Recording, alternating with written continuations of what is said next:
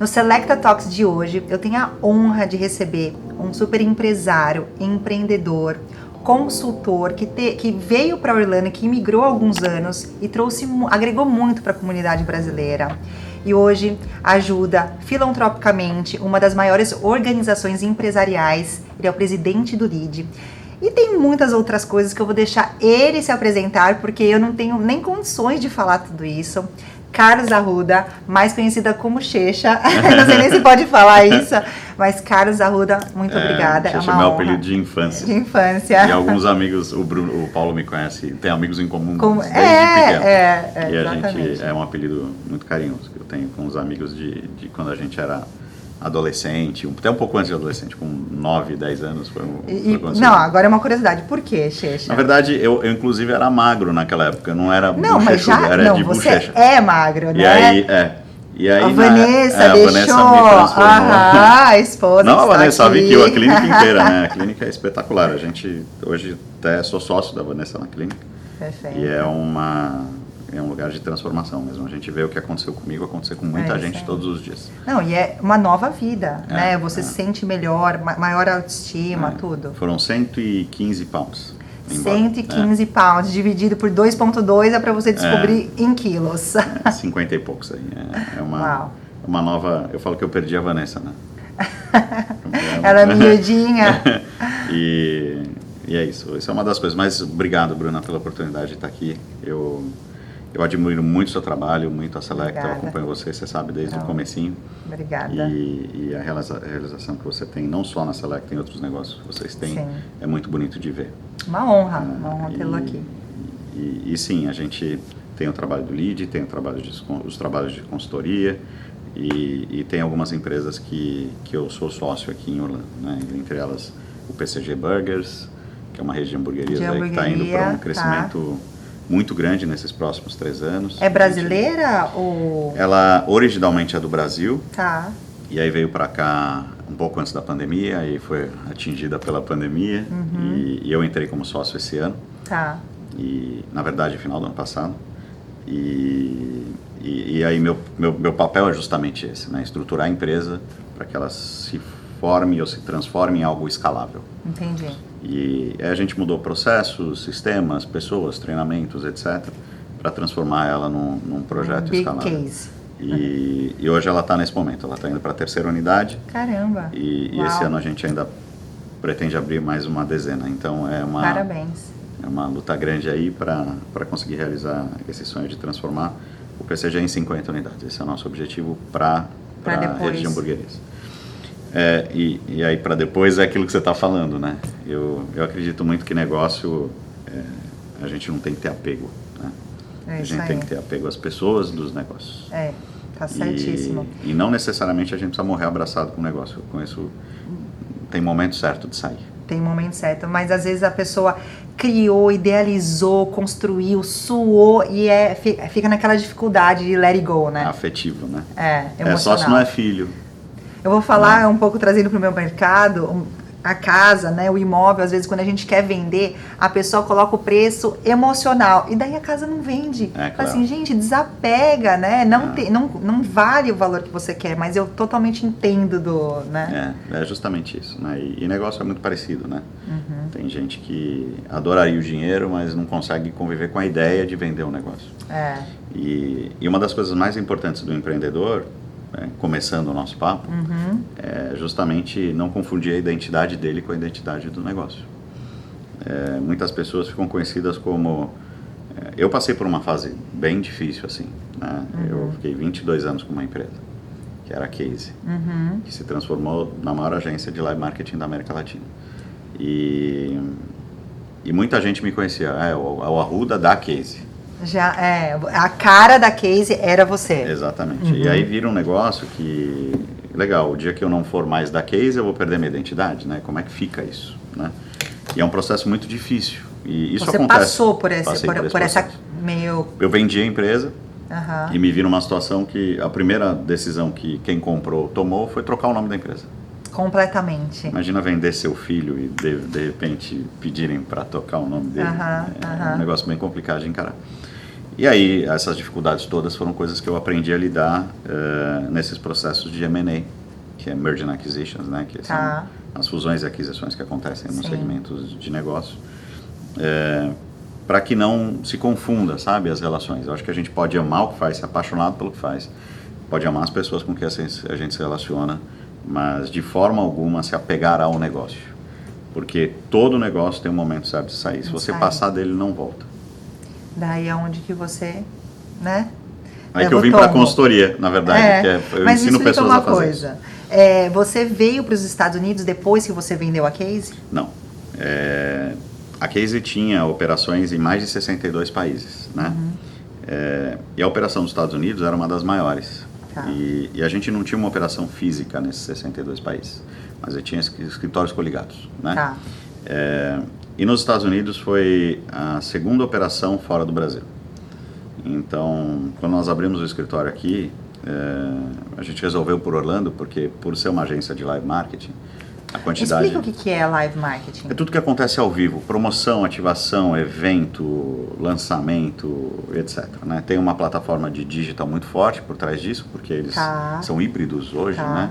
E naquela época já eram. A gente, numa estrutura grande, a gente tinha boa parte dos funcionários sempre, né? Na área de digital, que transformava aquilo em resultado de verdade.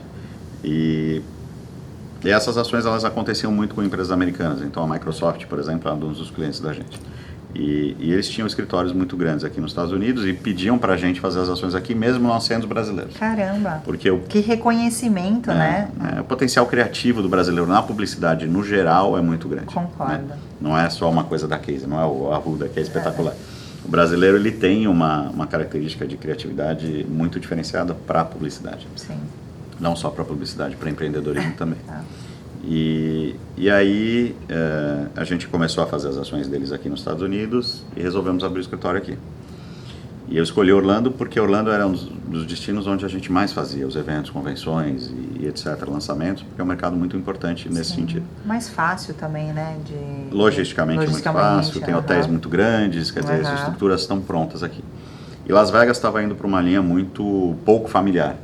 Exato. O que não interessava para o mercado corporativo, né? Porque às vezes você faz uma convenção de venda, leva lançamento de produto. Esposas, filhos, aproveita, né? E aí, muitas empresas tinham problema quando faziam eventos em Las Vegas, porque os funcionários tinham dificuldade de dizer para as esposas que iam para Las Vegas. Então você imagina, o cara vai chegar em casa, eu vou para a convenção de vendas. Eu ia ter essa dificuldade. Mas é em Vegas, viu, amor? Eu já vou te falar. Então a gente começou a enfrentar essas dificuldades e começou a fazer muito Orlando nessa época. Isso era 2012, nós abrimos a Case aqui. E aí, logo depois, já mudei para cá. Então já começou, né, pôr o pezinho aqui, entender como funciona e acaba... E o processo de primeiro fusão e depois venda total aconteceu em 2016. E quando você resolveu vir definitivo, é porque você já conhecia, se você já se sentia em casa? Assim, tem algumas coisas, né? Eu, pela profissão, tive a oportunidade de conhecer muitos países do mundo. Então a gente fazia, como eu disse, eventos no mundo inteiro. Né? Eu passava muito tempo do ano viajando. Então eu conheci um pouco do que cada uma dessas cidades no mundo pode oferecer para a gente como qualidade de vida. E posso garantir para vocês que dentro do que eu acredito que seja qualidade de vida, isso é diferente para cada um. Orlando equilibra bem essas coisas, né? E eu não estou falando da Flórida inteira, eu estou falando de Orlando mesmo. Né? Que Orlando é muito família, né? Exatamente. A gente está a 3 horas, que é Miami, é uma cidade mais agitada. Vem mudando também, vem mudando bastante. Algumas regiões. Eu acho que Miami tem amadurecido muito em várias questões, né? Com certeza. E eu acho que Orlando na época foi uma decisão muito acertada. E como que foi para os seus filhos se adaptarem aqui? Eles tiveram dificuldade, língua, ou foi uma coisa tranquila? Eles vieram muito novos, né? Então tranquila. Mas o que eu vejo assim, hoje, eu até te respondi numa crença muito limitante, né? Porque, na verdade, a idade não influencia muito. Porque a capacidade de adaptar de um adolescente, de uma criança é muito parecida. É tudo muito rápido. Sim. E eu falo que as pessoas chegam cheias de medo, né? Como é que vai ser? Meu filho tem 15 anos, meu filho tem 14 anos, meu filho tem 13 anos. E as histórias que eu já vi... Eles são mais fáceis Nossa de se adaptar. Senhora, o que eu vejo assim, os adultos têm muito mais dificuldade do que as crianças. Ainda mais porque sai do Brasil, né, com uma estrutura totalmente diferente do que quando a gente chega aqui nos Estados Unidos, né? De motorista, a gente para limpar a casa, e é completamente diferente, e eu vejo os pais voltando por conta deles e não dos filhos. É isso aí. Primeiro lixo que você tem que pôr para fora, você repensa muita coisa, né? É isso aí. E você criou alguma expectativa quando você veio que não aconteceu do jeito que você esperava? Quando você veio para cá, você já abriu outros negócios ou você ainda estava com a case? Não, eu abri outros negócios quando eu vim para cá, investi em outras frentes e quebrei muito a cara. Apesar de ter feito para empresas americanas coisas muito relevantes, empresas grandes no mercado americano por muito tempo, foram 22 anos com a Case. Uau. Eu cometi muitos erros quando eu cheguei aqui como empreendedor. Porque a realidade do mercado americano é bem diferente do mercado brasileiro em várias questões, né? E a principal delas primeiro nos fatores motivacionais de consumo. Totalmente diferente. Totalmente diferente. Assim, algumas coisas que para o mercado latino, eu não vou nem falar do brasileiro, porque a gente operava muito na Europa e etc. também, que tem uma cultura muito parecida com a brasileira. Tá. O americano ele reage a estímulos diferentes, né? Se você for muito criativo para algumas coisas, eles já não entendem direito. Se você for... Olha que difícil, né? A comunicação é muito sutil, é muito diferente, né? Isso foi uma das primeiras coisas que eu aprendi. A segunda é que todas as regras de empreendedorismo que valem para um país não necessariamente valem para outro. Então, mas algumas são comuns. O difícil é separar. E se você pudesse falar uma situação, um acontecimento que você fala assim, eu passei por isso, eu não quero que ninguém passe por isso. Você lembra alguma... Cara, tem algumas, né? Você sabe que isso que é legal, porque eu já entrevistei pessoas que falam assim, não, foi meio maravilha. Eu falei assim, na minha cabeça, eu duvido. Não. É muito difícil, ainda mais porque a gente lida com pessoas. Eu acho o seguinte, a grandeza de qualquer empreendedor é aprender com o que fez de errado. Porque todo mundo falando tudo que fez de certo e sucesso, você vai encontrar por aí no YouTube, tem um monte. No Instagram, né? Tem um monte, eu fiz isso, aquilo deu certo. Eu posso aqui também falar de um monte de coisa que eu fiz que deu certo aqui, inclusive.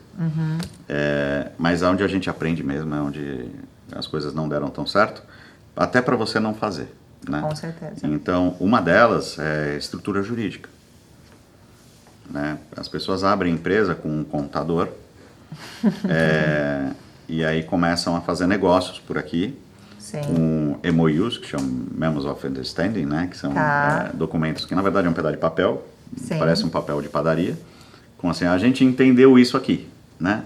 E começa a fazer negócio. E começa a criar corpo. E as coisas começam a crescer, né? E no final do dia o que cresce são os problemas, porque o contrato não foi bem elaborado, a empresa não foi bem aberta, não era para ser uma LLC, era para ser uma corp, e aí, quer dizer, as coisas... estruturalmente não tão bem feitas juridicamente. Então, e ninguém pensa nisso, né? Todo mundo fica motivado, quer abrir, os sócios todos se juntam naquela motivação, daí nunca pensa que vai Eu acho que a primeira dica é assim, não se encante com a facilidade. Porque aqui é muito fácil abrir uma empresa. Em 2 dias você abre uma empresa. Você pode abrir empresa de casa. Você entra no sistema, vai lá, online, você abre a empresa. Só que para você cometer um erro é muito fácil também. Então, estruture-se, pense, converse com advogados, invista nisso. Porque isso faz muita diferença. A segunda coisa é cuidado com mercados regionais num país internacional, né?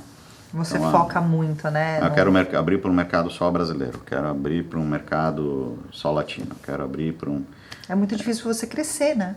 Você limita muito o seu crescimento e não que seja errado, né? Tem muitos negócios de sucesso aqui prosperaram. Que tem esse nicho, né? Mas eles são muito suscetíveis ao que acontece nesse segmento também. A gente conhece alguns amigos, inclusive em comum, que têm negócios grandes aqui, que foram estruturados para o mercado brasileiro e que durante a pandemia quase quebraram.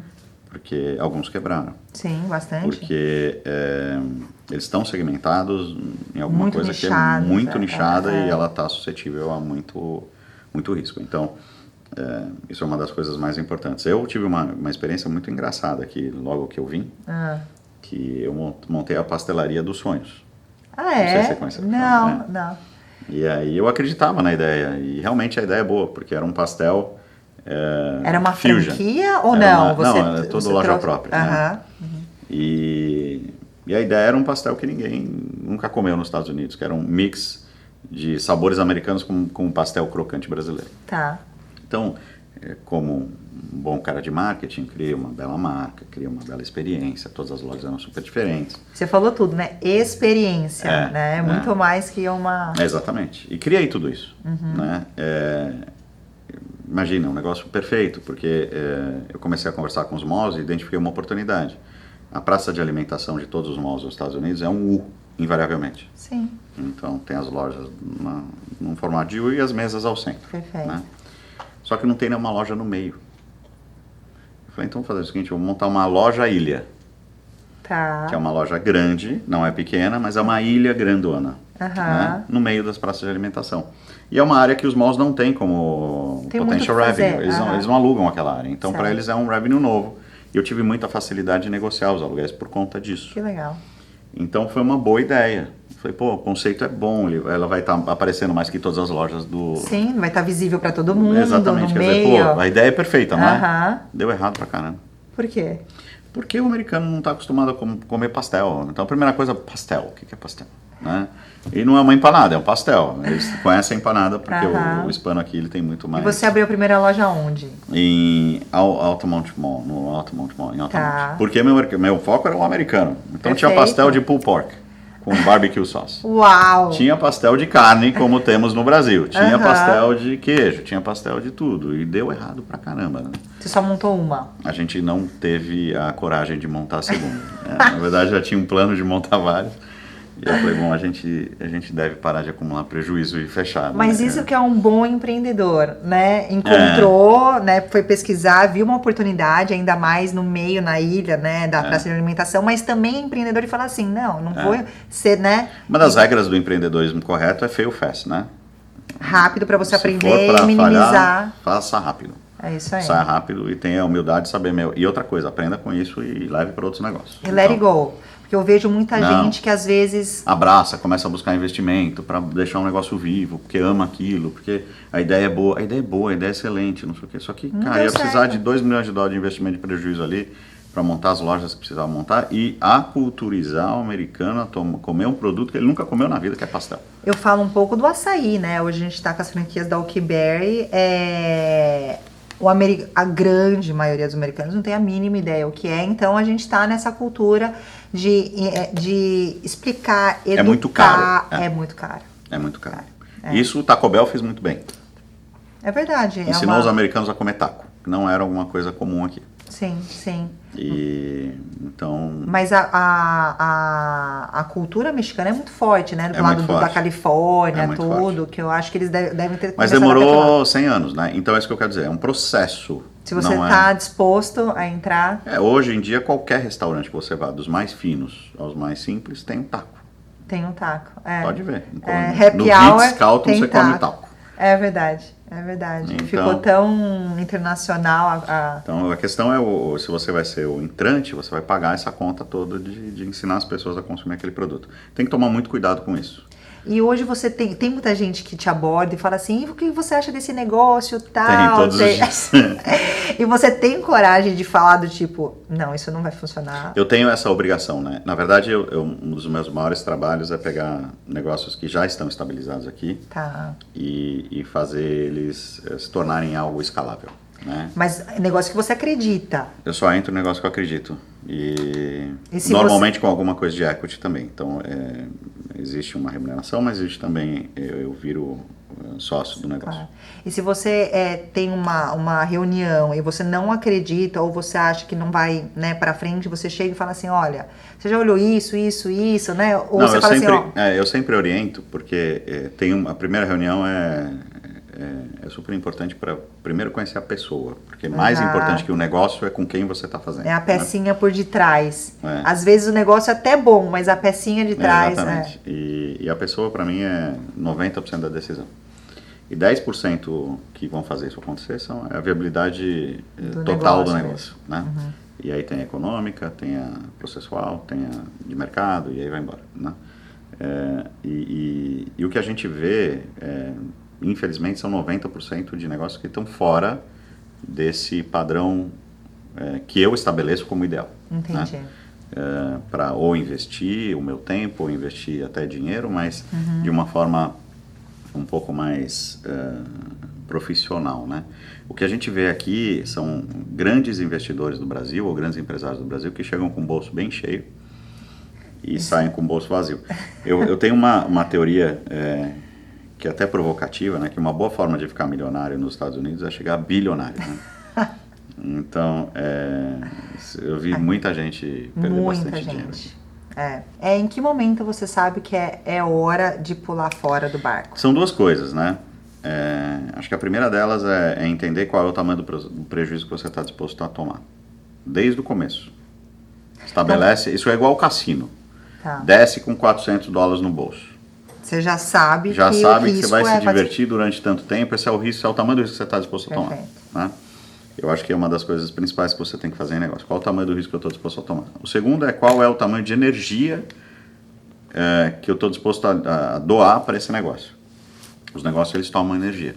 Uhum. Eles te dão energia também, potencialmente. Mas muitas vezes, na fase de investimento, eles te tomam mais do que te dão. Com certeza. Então, essa doação, ela tem um limite.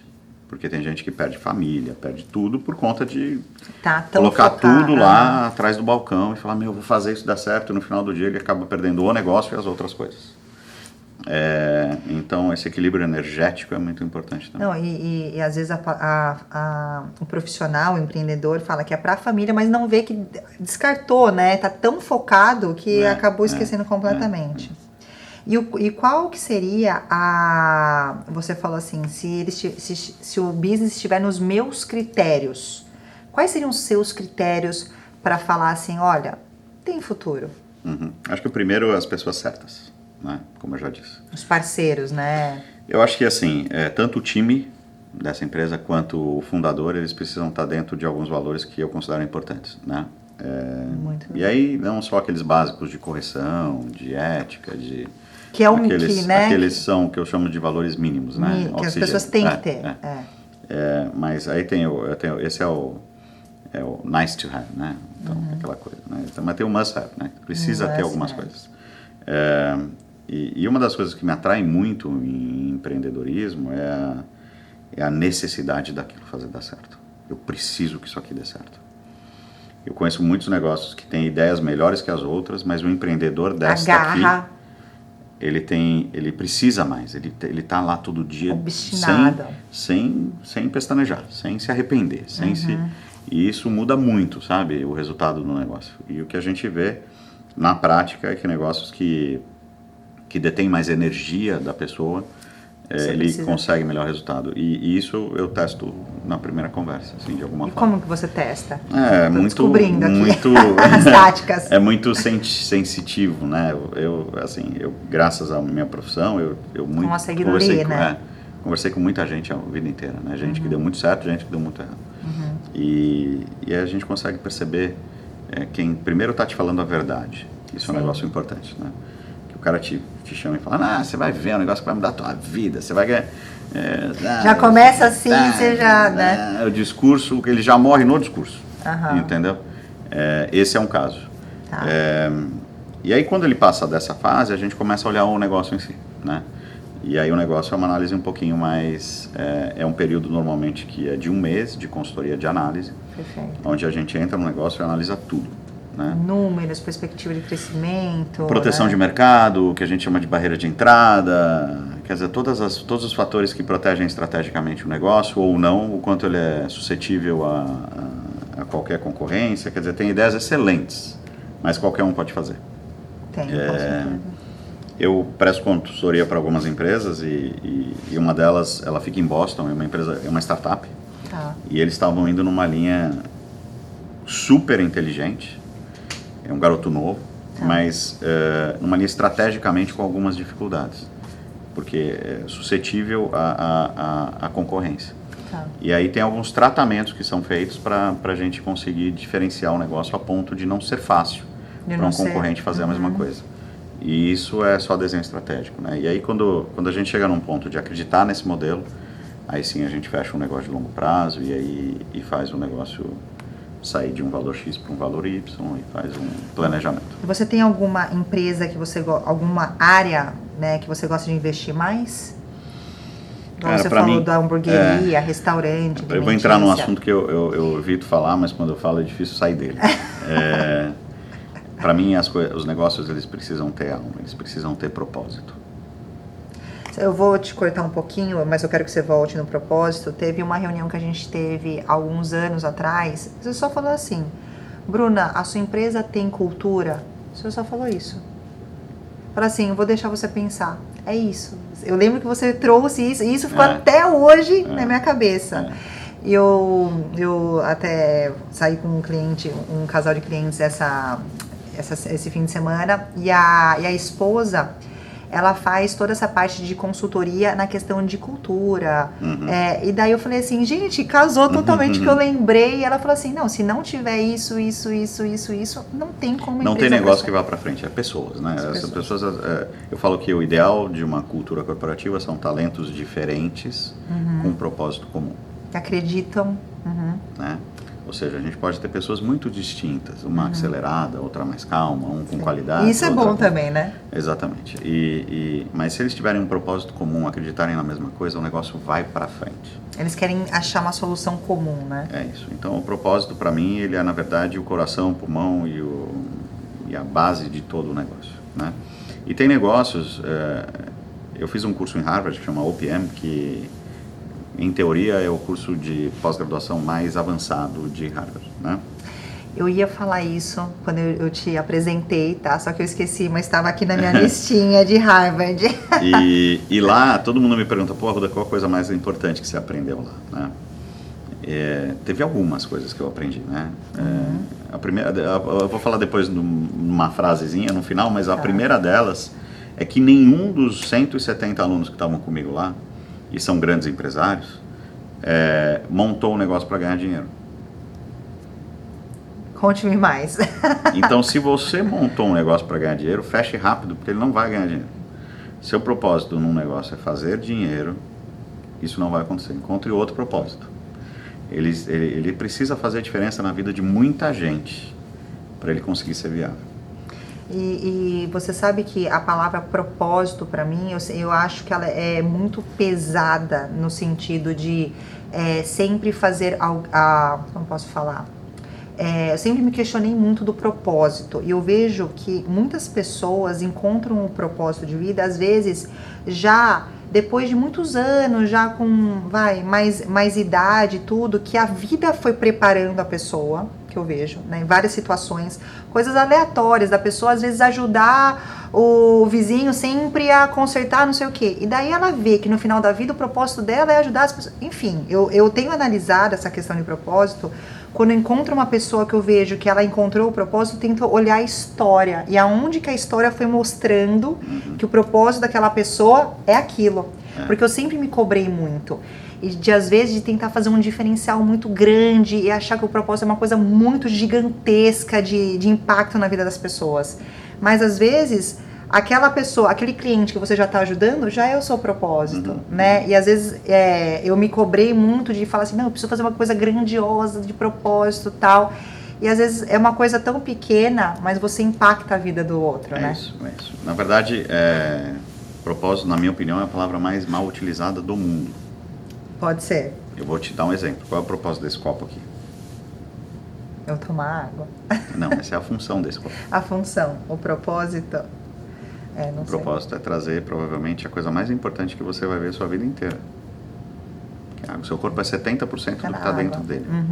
São valores que ninguém enxerga. Propósitos são valores muito mais importantes do que a função. A questão é que as pessoas elas tendem a colocar o propósito em palavras, né? Sim. E o Sadhguru ensinou para mim um negócio muito legal uma vez. Ele falou, O maior erro das pessoas é transformar isso em frase. Porque propósito não é um destino. Propósito é uma jornada. É uma jornada. E é você saber identificar quais são as coisas na sua jornada que te fazem sentido de verdade dentro lá da sua essência, que você se identifica de fato. Né? Isso é viver em propósito. Né? E por que 75% das pessoas bem-sucedidas são depressivas e querem se matar no final da vida por mais que tenham dinheiro? Não tem propósito. Porque elas cumpriram uma jornada cheia de sucesso de e sem motivo, sem razão para isso acontecer. Então elas perderam coisas que elas valorizam durante a jornada delas, chegaram lá no final da vida, elas estão arrependidas disso. Né? E elas tentam recuperar esse tempo, e às vezes não dá mais tempo. Às vezes você perdeu. E isso dentro da vida das pessoas e dentro dos negócios é muito parecido. Né? Eu participei de diversos projetos grandes em empresas enormes, de diferença de marketing de propósito e marketing de atributo. A vida é igual à marca. Tá. Né? Então eu vou te dar um exemplo de uma campanha que a gente participou para você entender na prática. Né? Você conhece o sabonete Dove? Conheço. Ele foi lançado com um diferencial de ter 1/4 de creme hidratante. Tá. Não sei se você lembra disso. Sim. Né? E realmente tem, né? E realmente tem. Porque a pele fica... Né?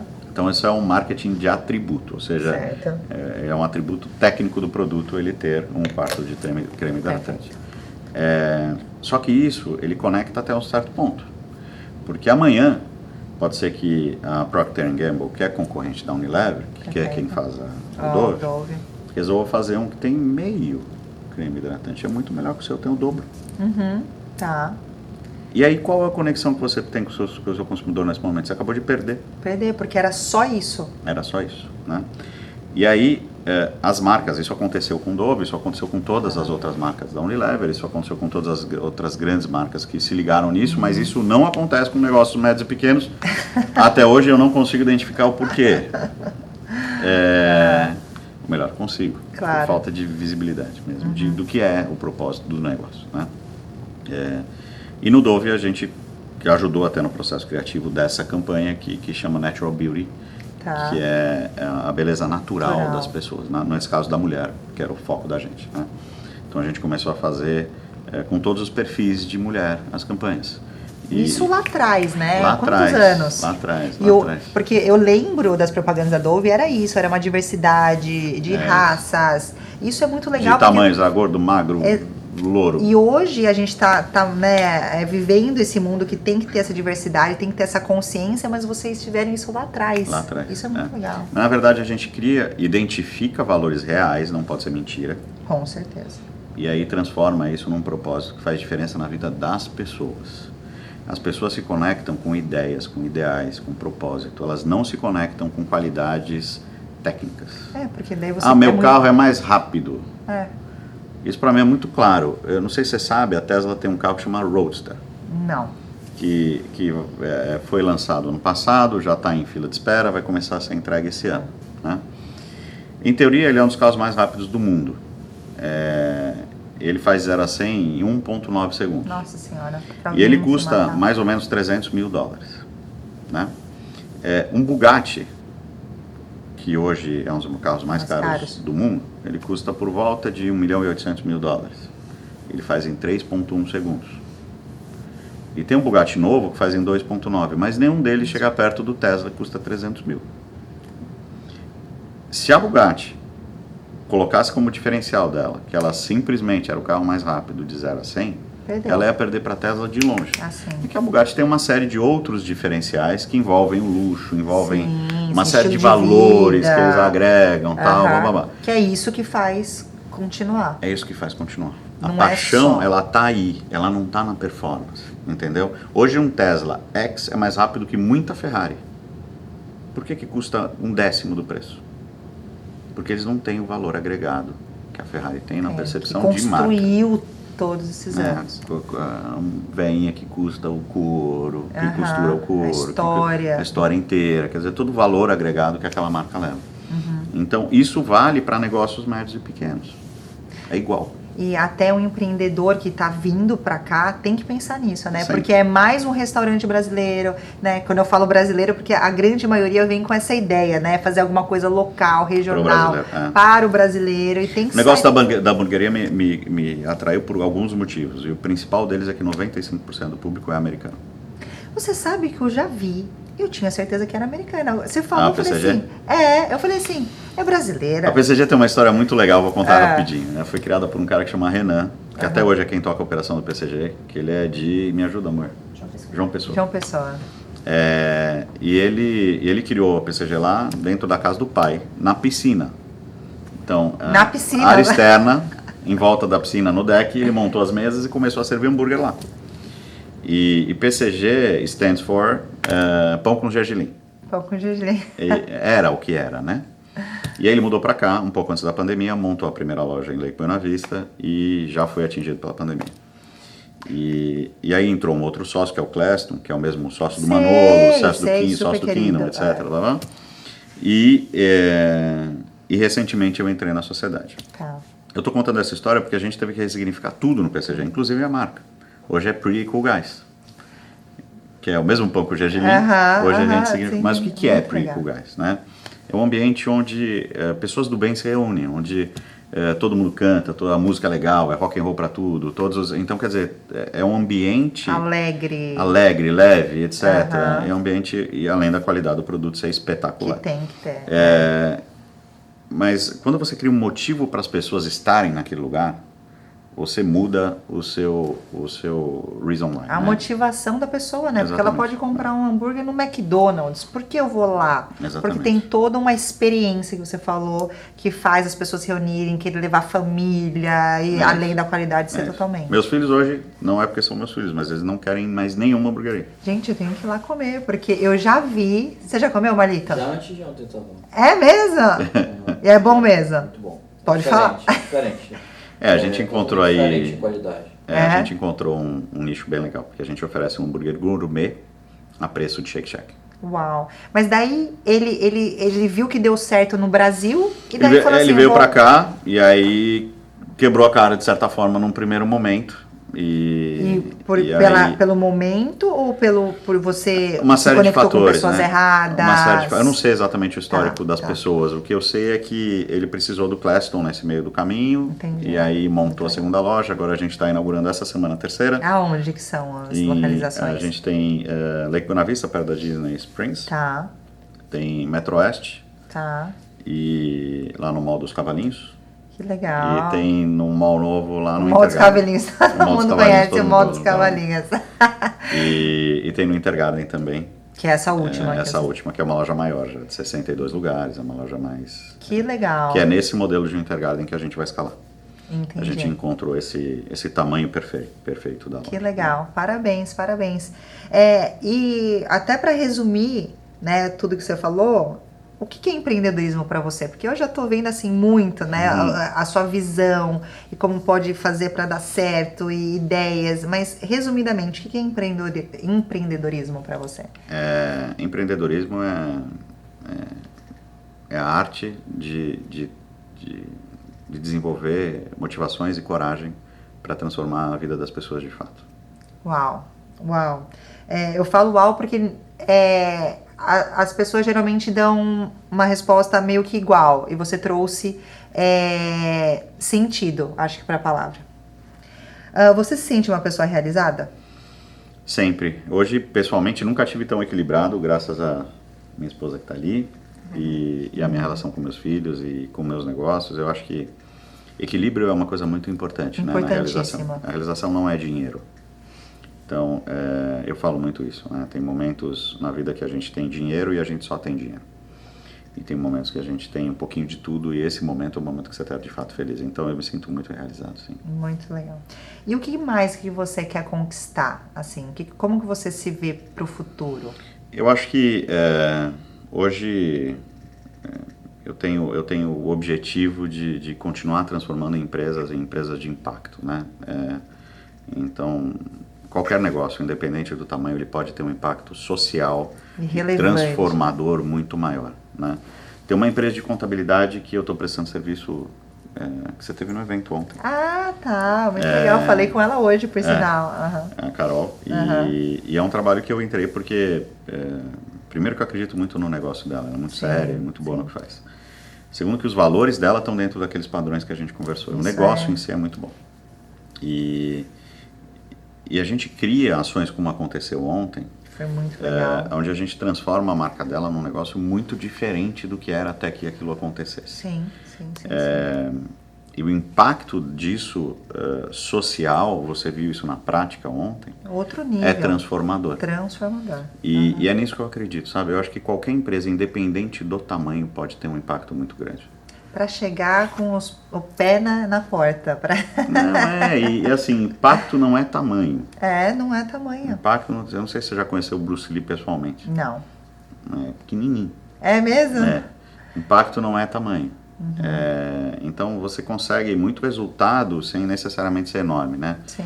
E uma das perguntas que eu faço para um empreendedor quando eu vou conversar a primeira vez é: qual o tamanho da sua empresa? E se ele fala para mim: não, é pequenininha, gente. Você já vê como ela se enxerga, né? Na verdade, a empresa para ele precisa ser enorme. Se ele for só ele o funcionário da empresa, ela é enorme. Tem que ser assim. É o tamanho que ele enxerga, é o tamanho que ele dá para aquilo. A importância é o tamanho. É isso aí. E o que ele colocar de importância e tamanho nessa visualização dele é o que vai virar. Eu lembro que no começo da case, era eu e o Sérgio e sem dinheiro nenhum. E a gente tinha o sonho de atender a Microsoft.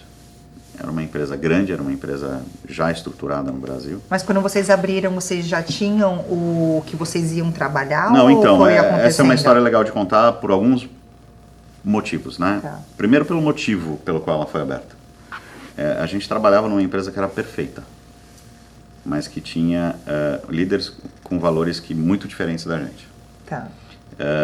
Onde colocava o dinheiro na frente de tudo. Funcionário, valor. E aí as relações humanas ficavam dentro da gaveta e era muito processual a relação. E isso foi uma coisa que eu nunca engoli direito na minha vida inteira. Né? E talvez por isso que eu comecei a empreender logo cedo, porque não se encaixava. É difícil para mim me encaixar num lugar. Né? E aí eu falei, pô, vamos tentar abrir uma empresa do nada. E ele também trabalhava com você lá? O Sérgio, ele trabalhava comigo nessa mesma empresa. Tá. E aí teve um dia que eu saí irritado da agência e fui tomar uma cerveja num Outback. Aquela cerveja grandona do Outback que nunca acaba, sabe? Enorme. E aí ele sentou na minha frente e falou assim: o que você vai fazer? Eu falei: vou montar uma empresa. Ele falou: com que dinheiro? Eu falei: não sei, mas eu vou montar. Eu vou dar um jeito. E ele estava numa situação muito pior que eu, porque ele tinha 6 filhos na época, eu não tinha filhos, eu tinha 19 anos. Caraca, ele tinha 6 filhos. 6 filhos. E aí ele falou, ele me chama de Rony, né, de queridão, assim: eu vou junto. Eu falei: você é louco, velho, você tem 6 filhos pra criar. Ele falou: eu vou junto. Eu acredito em você pra caramba. Eu falei: pô, eu tenho 19 anos, você tem 40, você vem comigo? Uau, que legal. Ele falou: eu vou com você, nós vamos fazer esse negócio ser grande. Eu falei: tá bom. Aí nós fomos pra dentro do escritório da casa da minha mãe. E começamos a operar a case. E no segundo dia que a gente estava lá imprimindo o cartão de visita... Só isso? Porque na época a gente comprava papel daquele de picotar para imprimir o cartão de visita. A gente tinha feito a logo, estava nesse processo, né? Eu ia começar uma empresa. Não tinha nem CNPJ. Você já tinha pedido demissão? Pedi demissão no mesmo dia. E aí chegaram 2 funcionárias para trabalhar com a gente, que trabalhavam com a gente na outra agência. Entendi. Que também... Aí eu falei: o que vocês estão fazendo aqui? Elas falaram: não, a gente decidiu que vai trabalhar com vocês. Eu falei: deixa eu contar uma coisa, a gente não tem dinheiro nem para nós. Você tinha 19 anos. Uau. A gente não tem dinheiro nem para nós, como é que a gente vai pagar vocês? Ela falou: eu sei que vocês vão pagar. A gente acredita em vocês, vai dar certo. E a Ana Paula e a Kellen vieram trabalhar com a gente naquele dia. E eu falei: não sei quando a gente vai conseguir pagar vocês, mas é o mesmo salário que vocês ganhavam lá, é isso que a gente vai conseguir. Porque não tem... E responsabilidade total de vocês, a gente não contratou vocês, a gente só quer... Vocês pediram demissão claro, porque vocês... Mas você vê o que a insatisfação corporativa e a falta de cultura faz, as pessoas se repelem. É muito louco isso, né? Precisou criar coragem para elas... Né? E aí a gente fechou o primeiro contrato com a Microsoft, a gente não tinha nem CNPJ. O primeiro contrato foi com a Microsoft. Foi com a Microsoft. E a gente não tinha nem CNPJ. E era uma ação em New Orleans, não era nem no Brasil. E como que vocês conseguiram? A gente montou um PowerPoint bem bonito. Um PowerPoint. Um monte de valores que as outras agências não falavam. E que estão ligados à percepção de marca, construção de valor, etc. Blá, e que nós éramos pessoas que valorizam pessoas. Vocês fugiram totalmente do que era falado. Né? Eu sou a maior, eu tenho tantas polegadas. Tá, estrutura, tamanho e tal. Eu fui numa linha completamente diferente porque eu não tinha nada daquilo. O que eu tenho aqui é um monte de gente que acredita em mim, eu acredito em um monte de gente e eu vou distribuir dinheiro para todo mundo, porque é assim que se ganha as pessoas no final do dia, você distribui riqueza. E foi assim que a gente construiu a Case. E foi Microsoft ficou com a gente até... Caramba! Primeira empresa, né? Primeiro contrato. Que acreditou na gente. E você tem ainda amizade com o Sérgio? Tem, o Sérgio me mandou uma mensagem ontem, muito bonita, né, meu amor? Por conta do evento que a gente fez ontem. E daí quando vocês venderam, ele vendeu também a parte dele, tudo? Ele vendeu a parte dele também. E ele continua no Brasil? Ele continua no Brasil. Ele tem uma casa no Endemir, que ele comprou ali. Legal. Mas ele usa... Aliás, tá alugada a casa dele, se eu não me engano. Tá. E ele hoje mora no Brasil. Gente, que história, muito legal. É empreendedor nato, desde... Nossa, acho que com 15 anos você já estava formigando já para... Não, eu já tinha. olhava uma coisa... A primeira empresa que eu abri foi com 15 anos, eu era DJ, né? É verdade. E aí eu tinha um programa na Jovem Pan toda quinta-feira, depois virou todo dia. Com 15 anos, gente. 15 anos, hoje é até normal, porque as crianças, né, os adolescentes têm muita informação, internet, YouTube. Mas naquela época não tinha tanta informação, não era tão acessível, né? Uma conta da Microsoft. Meu pai nunca deixou me faltar nada em casa. Mas teve um período na minha vida que eu precisei lutar pela minha calça jeans diferente, pela minha camisa legal para eu sair, E aí eu não tinha isso, né? Então eu tive que ir atrás disso. Isso aí. E aí comecei muito cedo a trabalhar. E foi uma das coisas mais importantes que aconteceram na minha vida, porque o trabalho dignifica demais e constrói demais, transforma demais. Muito. Muito feliz. E agora a gente vai chegar para a nossa última parte, onde eu falo uma palavra, uma frase, e você fala o que vier na sua cabeça. Não pode esperar, não pode ficar pensando muito, tá? Tá. Uma comida. Sushi. Uma atividade. Vegetariano. Você é vegetariano? Sim. É? Uhum. Uma atividade. Brincar com os filhos. Uma saudade. Brasil um pouco. Seu maior aprendizado. Propósito. Um filme. Top Gun. Um livro. Start with Why. Um livro que você está lendo agora. Reiki. Por que você deu risada, Vanessa? Não, agora eu quero saber. Ela tá quietinha o tempo inteiro. Aquela... reiki, né? Eu me apaixonei pelo assunto. De reiki mesmo? É mesmo? Você faz? É? Que legal. Se você tivesse um superpoder, qual seria? Eu acho que todos temos. Eu acho que o maior poder que a gente pode ter é a fé. O que você não vive sem? Vanessa. O que tira você do sério? Grosseria. Qual lugar você gostaria de ir e nunca foi? Aí você me pegou. Maldivas. Maldivas. Um medo. Rapaz, medo. Eu sou corintiano, né? Aí, o que tem a ver com medo? Corintiano não tem medo, não. Não, isso eu já não sabia. Não, eu tenho medo de machucar as pessoas. No sentido, eu tomo muito cuidado com as palavras. Porque eu acho que elas têm poder de maltratar as pessoas demais. O que você procurou, a última coisa no Google? A última coisa que eu procurei no Google... Você sabe. Peraí. Isso, aí, pega o celular. Barco. Foi sobre barco. Eu acho. Gostei. Qual a peça do seu closet que você não vive sem? Eu não tenho muito apego à roupa. Mas tem um sapato que eu adoro. Que chama Rei Dude. Vanessa tá morrendo de vergonha. Eu vou nessa precisar hora. de uma... Vanessa, me manda uma foto que eu vou pedir pro Marlon editar, colocar. Tá entendendo. Tem que fazer aquela... O Heidude é o sapato mais confortável do mundo. Ele pesa aproximadamente meia grama. Rei Duque. Heidude. Heidude. Tá. Chama isso, Marcas. Dá um Google, você vai É adorar. mesmo? Dá um pro Paulão. É, Ai, meu Deus do céu. é americana? É. Ele é um sapato muito levinho, muito gostoso de usar. Olha lá. Um dos maiores investimentos que você pode fazer na sua vida é um Heidude. É mesmo? Será que o Paulo usa? É horrível. Mas Por isso que a Vanessa falou assim, não. Não, gente, mas sapato confortável. Igual aquele Crocs, que é Ai, horrível. Você tem, né? Não. Tem. Ganhei da Vanessa recentemente. Ele de Rei Dude e eu de Crocs, agora é assim, ó. É, mas é um sapato extremamente confortável, gente. E daí chega uma hora, Bruna, né? você sabe que eu vim Você hoje quer pra... Meu conforto. tênis tá aparecendo aqui na entrevista, né? Tá. Você sabe que eu vinha hoje pra cá, eu falei, vou pôr uma camisa bonita que eu vou dar uma entrevista. É. Mas eu vou de tênis mesmo, que é confortável. Chega uma fase na vida da gente que a gente quer conforto, sabe? A gente quer estar bem, a gente não precisa mais aparecer pra ninguém. Concordo. Dane-se que os outros pensam, né? Eu tô bem comigo. Não, na verdade, os outros precisam gostar de mim pelo que eu sou, não pelo Pelo que eu aparento ter. Ou... É isso aí. É o ser, não é o ter, o aparentar. É isso aí, com Aprendi com certeza. aquela moça ali, muito sobre esse assunto. É isso aí. Calma que não terminou as rapidinhas, espera.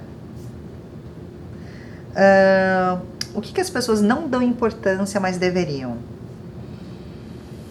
As pessoas. Política. Mal necessário. Você tem um professor favorito? Tem.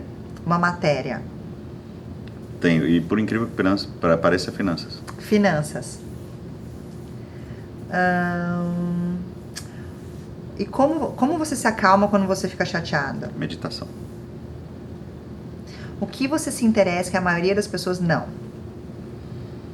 Propósito. Qual que é a sua filosofia de vida? Minha filosofia de vida. Ih! Rapaz. Tá, vamos gravar mais uma hora aí? Não, tem... Resumidamente. Não, eu acho que as pessoas precisam viver com valores reais, sabe? A gente vive numa sociedade onde a aparência é 90% da preocupação das pessoas. Eu preciso dirigir um carro bom, eu preciso na internet mostrar coisas boas, eu preciso socialmente estar bem com as pessoas certas, eu preciso, e tudo isso distancia as pessoas da essência delas, do que elas de fato são e valorizam, né? Mas você acha que tem como melhorar no mundo que a gente está vivendo hoje? Tem que melhorar, é a única forma de evoluir, porque isso tudo afasta a gente do nosso ser. Eu vejo que hoje as pessoas estão entrando mais na religiosidade, né? Muito mais em Jesus, na meditação. Eu vejo esse movimento, né? Porque o mundo está muito complicado, está muito polarizado, né? E será que a gente vai conseguir atingir essa camada mais nova que está vindo com muita força na aparência, no que eu tenho e não que eu sou? Será que vai atingir? Eu acho de verdade que a nossa geração é muito menos evoluída do que a nova. Menos. Tá? Eu acho que eles estão muito mais preparados a encontrar coisas que a gente nunca pensou em encontrar. Não só pelo acesso, mas porque eu vejo... Isso não sou eu que estou falando, tá? A gente estuda um pouco esse assunto em casa e a gente vê a transformação que o mundo está sofrendo nesse sentido. As pessoas estão realmente valorizando o que precisam valorizar. Se você olhar, eu olho para os meus filhos dentro de casa, eu olho para todos os adolescentes na rua, eu vejo uma preocupação com a aparência bem menor do que quando a gente era adolescente. Tá. Vamos ser realistas. Alguém aqui precisa usar aquele sapato X super caro quando tem 15 Que era anos de idade? modinha, que era modinha que todo mundo precisava usar. Aqui lembra? a gente vê menos isso, né? Existe ainda, até pela idade, né? Aceitação, etc. Mas a gente vê uma preocupação menor com isso. Mas mais do que isso, a gente vê uma preocupação com coisas que são ligadas à evolução humana mesmo, de você estar preparado para se aproximar de Jesus mesmo, de ir atrás de o porquê das coisas, de se questionar, né? Eu vejo cada vez mais jovens questionando a religião. Eu acho isso ótimo, porque a religião não é divina, ela é humana. Claro. E a divindade ela está muito além da religião, então eu vejo isso nos nossos filhos, né? A gente frequenta a igreja católica, a gente frequenta a igreja evangélica, a gente frequenta o centro espírita, a gente faz reiki em casa, a gente acredita na energia dos cristais, a gente tem um equilíbrio de ideias em casa que é muito legal para eles também, né? Com certeza. De abrir a mente para isso. E eu acho que a geração nova está muito mais preparada para isso. E a gente ouve isso de diversas famílias, não é só da nossa. Mas deixa eu te fazer uma pergunta. Você me falando isso, você acha que é o mundo ou você acha que essa questão dos jovens hoje serem mais tranquilos nessa questão de aparência, o que eu tenho, ou é uma questão dos Estados Unidos ou do mundo? Porque eu vejo que a raiz, a cultura do Brasil ainda é muito forte na aparência. Às vezes é aqui nos Estados Unidos que aqui a gente tudo junto e misturado, né? Você convida as pessoas para a sua casa independente do que ela faça. E no Brasil isso é muito diferente, né? Não, se a pessoa limpa a casa, ela não vai frequentar uma... E aqui você conhece a pessoa, então eu acho que não é muito o que você tem. Será que isso é do mundo, ou, né, uma evolução do mundo ou dos Estados Unidos? As culturas elas podem atrapalhar ou acelerar esse desenvolvimento, né? E sim, o Brasil tem desafios maiores do que aqui. Assim como aqui tem desafios maiores do que na Ásia. Se você for para outros mercados, tipo a Tailândia, as crianças são super desenvolvidas em todos os sentidos, né? Então, assim, elas usam a mesma roupa todos os dias, e roupa é a única coisa que elas estão nem aí. Sim. E elas estão valorizando coisas que realmente fazem diferença na vida delas. Então, tem crianças de 12 anos naqueles países que falam 5 línguas já. Sim. Então, e é isso que interessa para eles, né? A gente tem muito que aprender ainda, né? Então, assim, tudo isso, assim, também tem extremos que a gente precisa tomar cuidado e encontrar aquela palavrinha necessária para a felicidade, que é o equilíbrio, né? Então, eu acho que é por aí. E eu vejo que essa parte espiritual, né, meditação, tá bem legal entre vocês, assim, dá para sentir a energia de paz, de leveza. Fico muito feliz por você estar agregando aqui. Eu falo um pouco também dessa questão religiosa de eu e o Paulo. Eu amo tudo de cristais. Tem aqui, ó, a ametista gigantesca. Não sei se você viu. Que linda, é verdade. Tem um monte. Então, eu vou com o Paulo na igreja evangélica. Eu gosto muito da espírita. Então, assim, eu acho que agrega muito, porque você está falando de energia no final das contas. É isso. E fazer o bem pro próximo. Não tem muito, né? Não. É só isso. É só isso. É só isso. Então, existe uma força maior, que é um governador de tudo isso, que se chama Jesus Cristo. Existem várias formas criadas pelos homens de chegar a Ele, né? E a gente precisa entender essas diferenças com um pouquinho mais de aceitação também. Sim. Eu já fui muito criticado, inclusive, por falar de outras religiões de uma forma aberta. Tá. Por algumas religiões. Falam, não, você não sabe o que você está falando. Eu falo, cara, tudo bem. Eu tive a oportunidade de viajar o mundo inteiro, ver todas as religiões. E eu posso garantir para vocês que tem muita gente do bem fazendo trabalhos maravilhosos através de Jesus Cristo e não chamam Ele assim. Concordo. Entendeu? Porque é você fazer o bem pro próximo. Acabou. Se a humanidade pensasse só nisso, né? O mundo já seria tão melhor. Então, eu acho que esse rótulo da religião é um negócio muito perigoso. E eu vou te falar uma coisa. Uma das coisas mais importantes para o empreendedor é a fé. E não confunda a fé com loucura. São coisas diferentes. Então, o que você quer dizer fé para um empreendedor? E aí vai lembra aquela frase que eu falei, não me deixe esquecer com a coisa mais importante que eu conheci em Harvard? A frase e é o primeiro dia de aula, tá? De estratégia. Hope is not a strategy. A esperança não é uma estratégia. Muita gente se segura num negócio e mantém uma linha de pensamento, uma linha de negócio, etc., por esperança. Não, eu acredito. Vai acontecer. Isso não é fé. Isso é burrice. Tá? Falou mesmo. A fé é você acreditar no que faz sentido. Não é você acreditar no que você acredita que faz sentido. Precisa fazer sentido para o ambiente inteiro. Precisa fazer sentido para os seus clientes, para os seus funcionários, para você, para o seu propósito, para tudo. Se isso entrar em equilíbrio, o resultado vem como consequência. E você vai ganhar muito dinheiro. Mas lembra que o motivo não foi esse. Então, a esperança não é uma estratégia, talvez seja A frase finale. Olha, eu tô muito agradecida, muito feliz que você tá aqui. Acho que foi uma aula para todos nós aqui. E essa energia de coração aberto, de dividir mesmo experiência, conhecimento. Fico muito honrada, obrigada, Vanessa, por vocês estarem aqui hoje. E até os próximos. E como as pessoas podem te encontrar, se quer, né, ter uma consultoria com você? O ideal é me acessar pelo carlos@cava.com. Depois o Marlito coloca aqui embaixo aí. Então me manda um e-mail, a gente bate um papo, marca uma conversa. E perfeito. Se você tem um negócio que você acredita de verdade, que faz diferença na vida das pessoas e que você acha que pode escalar, ele já deu a letra aqui, o que ele procura. Então é só assistir de novo e anotar, né? Com certeza. Obrigado.